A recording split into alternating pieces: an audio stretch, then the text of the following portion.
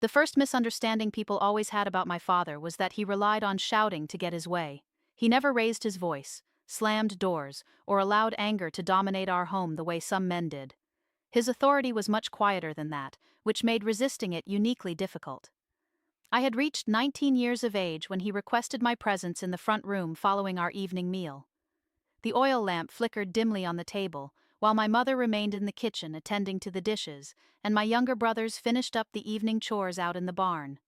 The aroma of fresh bread, boiled potatoes, and wood smoke filled the air, making everything feel deceptively normal. That is precisely how major shifts occur, arriving not with a crash of thunder or an obvious warning, but on an ordinary evening, centering around a single wooden chair and a sentence that alters everything forever. Folded hands and a serious expression marked my father as he sat by the window, carrying the exact same solemn demeanor he wore during church council meetings. In our church district, he served as the bishop, viewed by the community as a pillar of wisdom and a spiritual counselor for troubled families, drifting young men, and heavy congregational matters. To me, however, he was the person who once guided my hand to correct my penmanship and taught me how to hitch a horse, a figure whose validation I craved more deeply than I ever let on.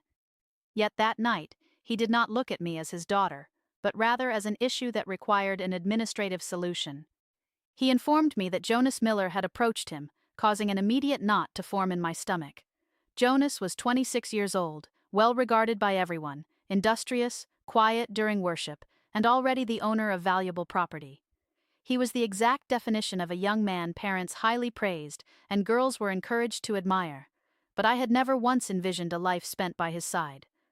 My father explained that Jonas came from an honorable family and was fully prepared to establish a home, concluding that it would be a highly suitable match.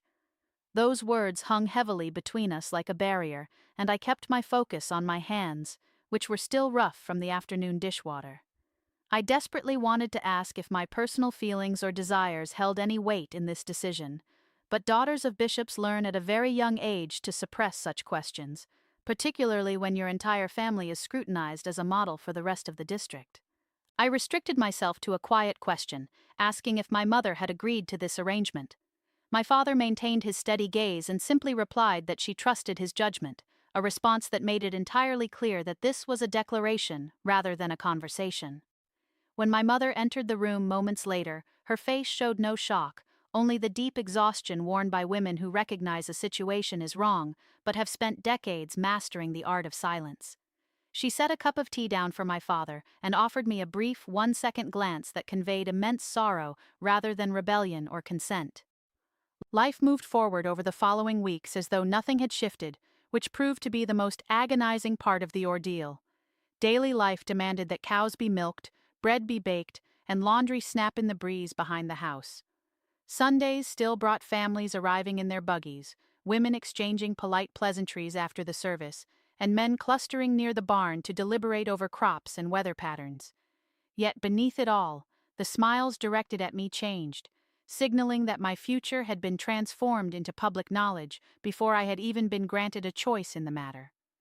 Jonas began paying visits under strictly proper traditional guidelines, never staying alone with me for too long and never uttering a single inappropriate word.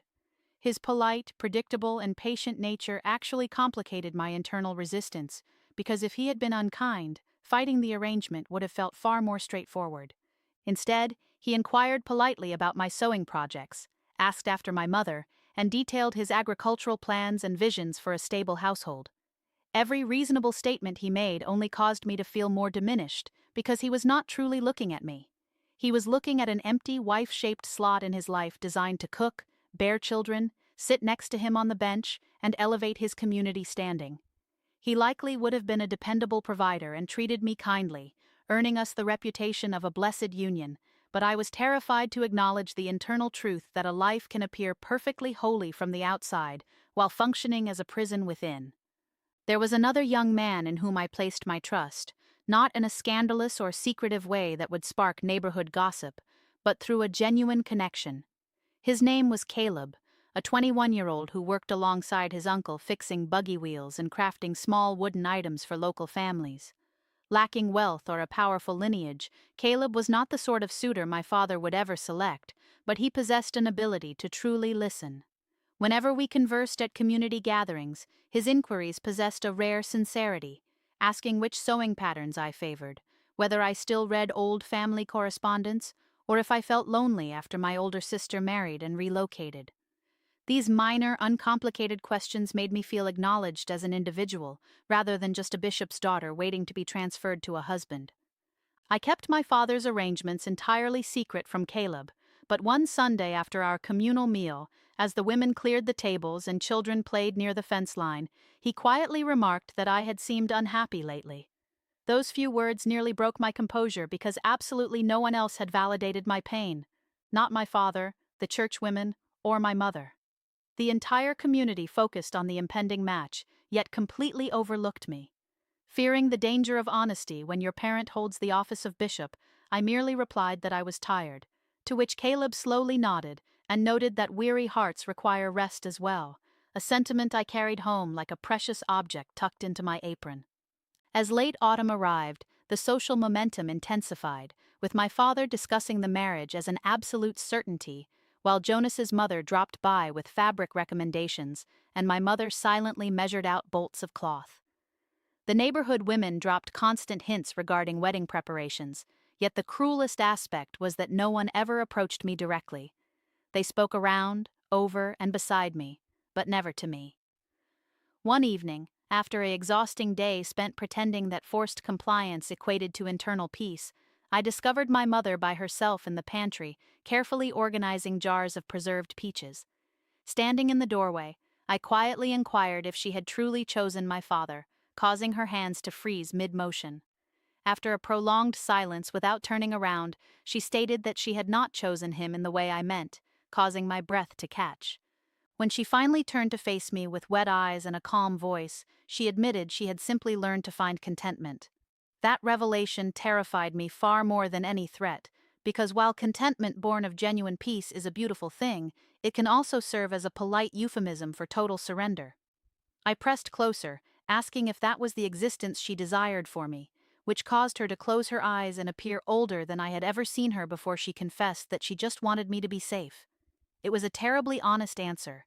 In our world, safety in the form of a reputable spouse, shelter, food, and community approval frequently eclipsed happiness, but at 19, I was beginning to ponder the dangerous notion of what happens when safety demands the sacrifice of your true self. I lay awake that night under a heavy quilt, listening to the wind sweep across the fields, staring into the dark as my future closed in, praying for the very first time not for submission, but for the bravery to confront my father as an independent young woman rather than his submissive daughter. I arose the following morning before the rooster crowed, greeted by a dark sky and a quiet house save for the crackle of wood in the stove and the distant farm animals. The bravery I had sought overnight did not manifest as a comforting emotion, but rather as a heavy, undeniable truth in my chest. I absolutely could not enter this marriage without speaking up. I navigated my afternoon tasks like a sleepwalker, kneading bread, feeding poultry, sweeping floors, and assisting with laundry while my mind remained entirely elsewhere. By midday, my father returned from offering counsel to a troubled young couple in the district, and as I watched him hang his hat near the entrance, I realized the painful irony that while everyone trusted him to fix their homes, he was blind to the crisis unfolding under his own roof. Following supper, once my brothers had departed for the barn and my mother remained in the kitchen, I stepped into the front room where my father sat reading by the lamp. With freezing hands and a distant voice, I announced that I needed to speak with him, prompting him to close his book and instruct me to sit. After several agonizing seconds measured only by the ticking clock, I uttered the forbidden words, stating directly that I did not wish to marry Jonas. My father merely stared at me as if he had misheard, calmly dismissing it as normal nervousness, but I insisted it was far deeper than that.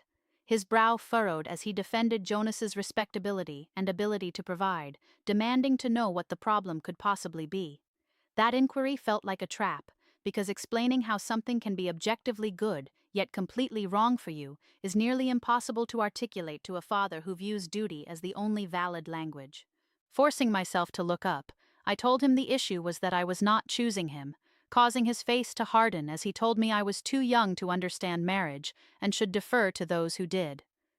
It was the predictable barrier of trust, obedience, and guidance, sacred concepts that can easily be weaponized to silence a person. Suppressing my tears, I softly argued that trusting him should not require losing my own identity, which caused him to stand abruptly as his chair scraped the floor. Displaying a controlled, quiet anger that was far more terrifying than shouting, he accused me of being influenced, immediately narrowing his eyes to ask if there was someone else.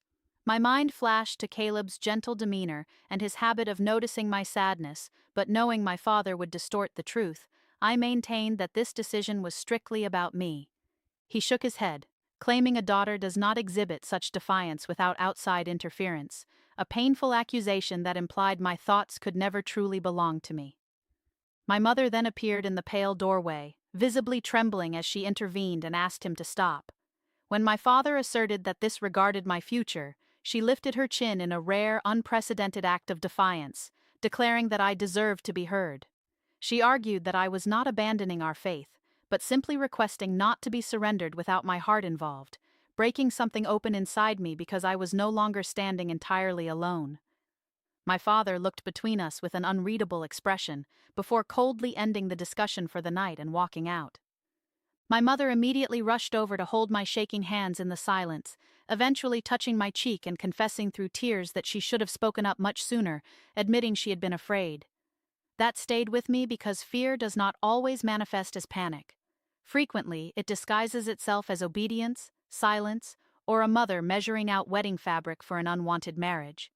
The subsequent Sunday proved to be excruciating, as whispers had clearly traveled through the community via porch visits and buggy rides without electricity. Jonas avoided my gaze, his mother offered a cold greeting, and conversations died down the moment I approached the food tables. By afternoon I observed my father speaking with Jonas near the barn, watching Jonas's shoulders stiffen before he glanced toward me with sadness rather than anger. Later, as I cleared dishes, Jonas approached me at a respectful distance to awkwardly admit he hadn't realized I felt forced, stating he refused to have a wife who was simply handed to him like an object. In that moment, I saw him not as a tool of my father's will, but as a decent individual caught in the exact same apparatus, and when I whispered my apologies, he noted that perhaps we were both sorry before walking away. This exchange shifted my entire perspective, because the man I was expected to obey had demonstrated far more regard for my agency than my own father. That evening, a profound silence blanketed our supper table, and afterward, my father escorted me outside into the orange and gold sunset by the fence line, where he had taught me to tie knots as a child. He announced that Jonas had withdrawn his suit, and when he saw the massive wave of relief wash over me, his jaw tightened as he asked if I comprehended the social fallout regarding my obedience and his judgment. I replied that people were already talking, and for a terrifying second, I feared I had pushed too far, but his voice suddenly dropped to a lower, older register, as he admitted he had only wanted to protect me with a secure family and good land. Crying softly, I explained that I could not bear to be safe in an existence where I remained completely unseen. My father truly looked at me then, perhaps realizing he was on the verge of losing his daughter psychologically without her ever crossing the threshold. He offered no direct apology that night, but the visible softening of his face represented the first crack in his rigid exterior. The ensuing weeks were intensely isolating, characterized by the quiet disapproval of lowered voices and abrupt silences, typical of close-knit traditional communities. I had not broken a single church rule or committed an immoral act, yet simply saying no as a bishop's daughter was enough to disappoint an entire network of expectations. While some women at church offered sympathy and others confusion, one elder woman suggested that happiness frequently develops after the wedding takes place. Her well-meaning perspective highlighted how many women had simply adapted to arrangements they never chose, convincing themselves the lack of agency was irrelevant, but I remained convinced that personal choice mattered deeply. My father, surprisingly, did not offer warnings or lectures. He simply became deeply contemplative, often staring out the window lost in unshared thoughts, looking far less like an infallible bishop and more like a struggling parent. A month later, he invited me on a rare private buggy ride down a narrow country road flanked by harvest-ready fields. After 20 minutes of silence punctuated only by the creaking wheels, he stunned me by revealing that he had desperately wanted to leave the community when he was young. Seeing my shock, he gave a humorless smile and explained that at 19, he felt his own father weaponized obedience to dictate his labor, opportunities, and social circles, leaving him deeply resentful. It was a profoundly human and almost absurd realization. The very man who had attempted to orchestrate my life had once detested being dominated himself. When I asked what changed, he looked toward the horizon and explained his father eventually recognized that while he could offer guidance, he could not live his son's life for him, adding softly that he should have remembered that lesson much sooner. Those words carried the immense weight of true humility, an attribute that was incredibly difficult for a highly respected bishop accustomed to directing others. Following that day, a subtle but beautiful shift occurred. The structured matchmaking project ceased entirely, and I was finally granted the gift of personal space. As winter blanketed the area in snow, community attention naturally drifted to new births and engagements, dissolving my lingering anxiety. Months later, during a cozy neighborhood gathering at a nearby farm, Caleb approached me as I assisted with the dishes, offering his characteristic gentle smile. He remarked that I appeared happier, and when I laughed and agreed, he simply expressed his genuine gladness. Our relationship featured no grand cinematic declarations or illicit trysts. Instead, a deep bond matured naturally and patiently over the next 2 years, without any external blueprint or pressure. When Caleb and I eventually wed, it was a union founded entirely on mutual choice, rather than parental selection or communal expectation, and that distinction altered everything. Our marriage faced its share of standard hardships, labor, and disagreements. But during difficult seasons, I never suffered from the agonizing doubt of feeling trapped in an existence designed by someone else, because it was a life we actively constructed together. Decades have unspooled since that pivotal era, and my father has long since passed away. The community properly remembers him as an exceptionally wise bishop, a devoted leader, and a man of great integrity. I hold those truths to be valid, but my primary memory of him is defined by his profound courage to evolve.